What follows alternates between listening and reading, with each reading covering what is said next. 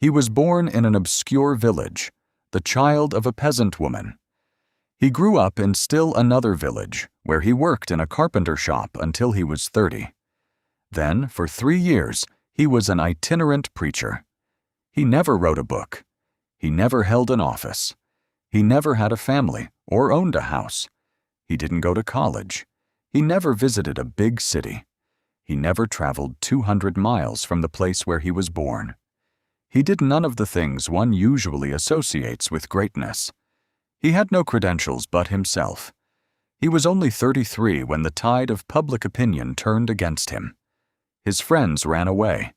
He was turned over to his enemies and went through the mockery of a trial.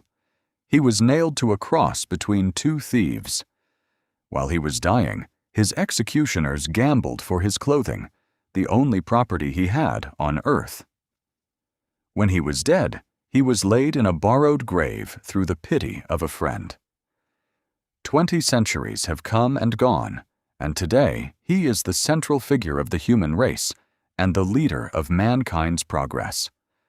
All the armies that ever marched, all the navies that ever sailed, all the parliament that ever sat, all the kings that ever reigned, put together have not affected the life of man on earth as much as that one solitary life,